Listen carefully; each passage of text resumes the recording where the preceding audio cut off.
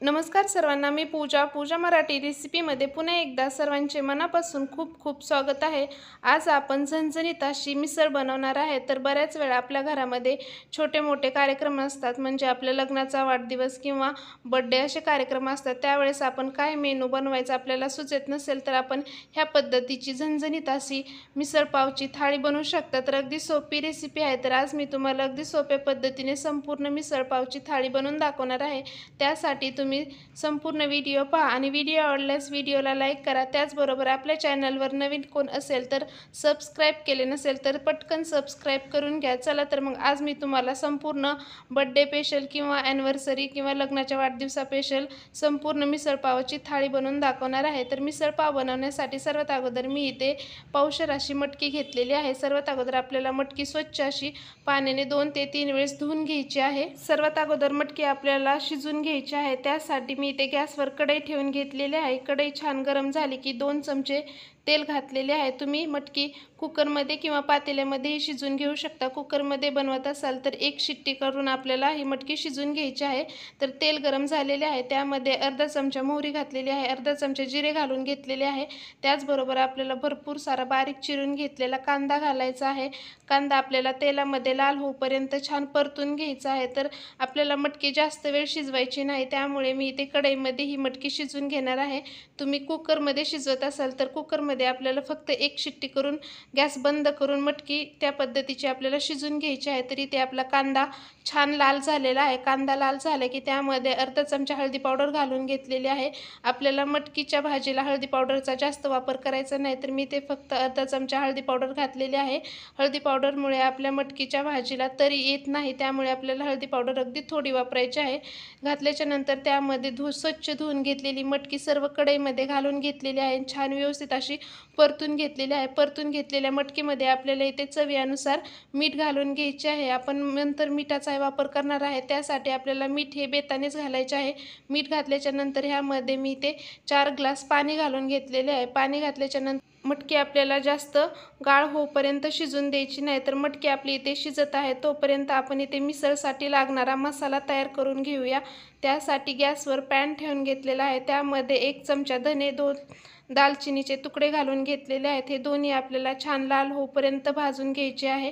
धने व दालचिनीचा तुकडा छान भाजला की एका भांड्यामध्ये बाजूला काढून घेतलेले आहे। त्याचबरोबर मी इथे अर्धी वाटी किसून घेतलेले खोबरे घालून घेतलेले आहे, ते आपल्याला लाल होईपर्यंत छान भाजून घ्यायचे आहे। तर इथे खोबरे लाल होईपर्यंत छान भाजून घेतलेले आहेत। खोबरे भाजताना आपल्याला गॅस कमी करायचा आहे। कमी गॅसवर आपले खोबरे छान लाल होईपर्यंत भाजायचे आहे। खोबरे भाजले की एका प्लेटमध्ये बाजूला काढून घेतलेले आहेत। त्याच पॅनमध्ये आपल्याला भरपूर सारा 2 मीडियम आकाराचे कांदे मोठ्या आकाराचे चिरून घेतलेले आहेत, ते कांदे आपल्याला पॅनमध्ये घालायचे आहेत व लाल होईपर्यंत छान आपल्याला हे कांदे परतून घ्यायचे आहेत। तरी ते कांदा घातल्याच्या नंतर छान मी इथे फुल गॅस करून घेतलेला आहे। फुल गॅस केल्याच्या नंतर कांदा ह्या पद्धतीने छान थोडा परतत आला की त्यामध्ये आपल्याला इथे लसूण व आलं घालून घ्यायचं आहे। तर इथे लसणाच्या पाकळ्या घातलेल्या आहेत। त्याचबरोबर 2 मीडियम आकाराचे टोमॅटो कट करून घेतलेले आहेत, ते आपल्याला इथे पॅनमध्ये घालून घ्यायचे आहेत व हे सर्व आपल्याला छान लाल होईपर्यंत भाजून घ्यायचे आहे। तर ह्या पद्धतीने हे सर्व छान लाल होईपर्यंत भाजून झालेले आहे। थंड झाल्याच्या नंतर आपल्याला मिक्सरच्या भांड्यामध्ये ह्याचे वाटण तयार करून घ्यायचे आहेत। सर्वात अगोदर मी इथे खोबरं, धन व दालचिनीचा तुकडा घालून मिक्सरच्या भांड्यामध्ये घेतलेला आहे। त्यामध्ये आपल्याला इथे भाजून घेतलेले कांदा, टोमॅटो, लसूण, अद्रक हे घालून घ्यायचे आहे।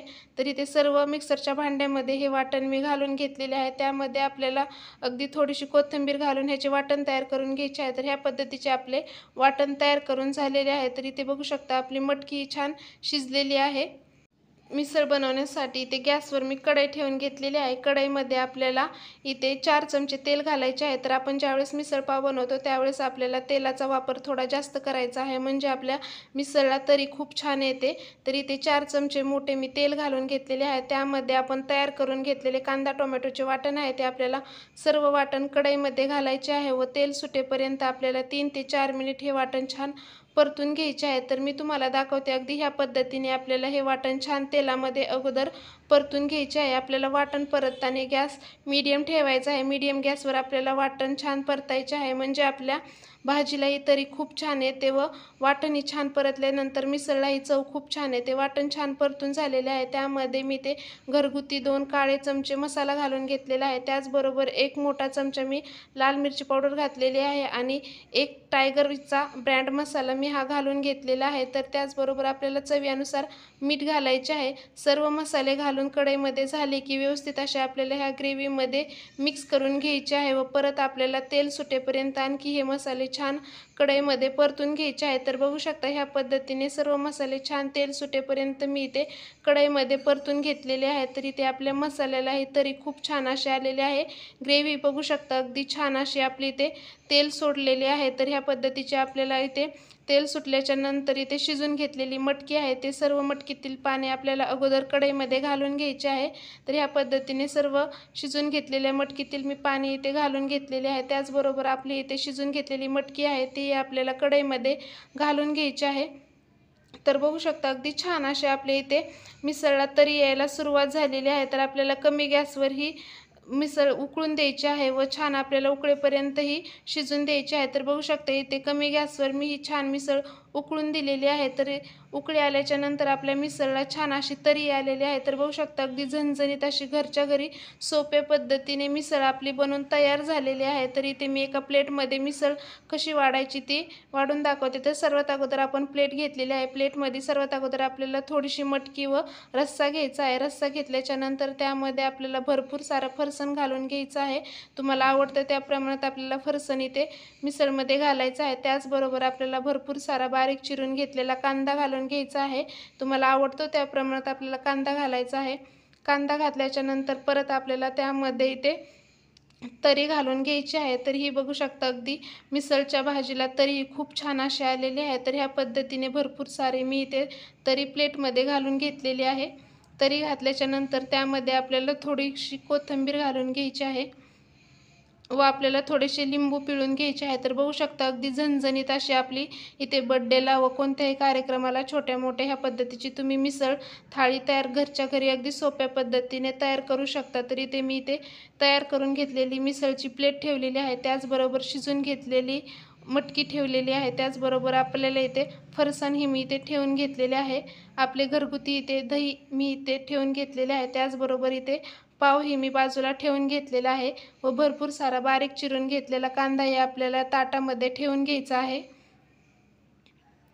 तर इथे बघू शकता अगदी सोप्या पद्धतीने छान झणझणीत अशी इथे संपूर्ण आपली मिसळ पावची थाळी बनवून तयार झालेली आहे। थोडीशी मी इथे बारीक शेव घालून घेतलेली आहे।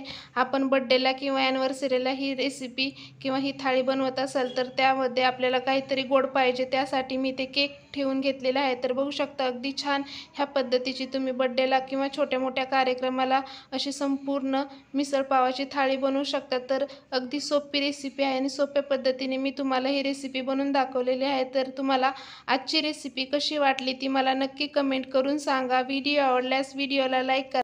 तुम्ही पण ह्या पद्धतीचे छोट्या मोठ्या कार्यक्रमामध्ये संपूर्ण मिसळ थाळी नक्की बनवा, अगदी एक नंबर व चवीलाही खूप छान अशी आपली इथे संपूर्ण मिसळ पावची थाळी घरच्या घरी सोप्या पद्धतीने बनवून तयार होते। चला तर मग अशाच नवनवीन खमंग खुसखुशीत रेसिपीचे व्हिडिओ पाहण्यासाठी आपल्या चॅनलला पटकन सबस्क्राईब करून घ्या। चला तर मग अशाच नवनवीन खमंग खुसखुशीत रेसिपीचे व्हिडिओ पाहण्यासाठी आपण लवकरच नंतर भेटूया। तोपर्यंत सर्वांना बाय बाय।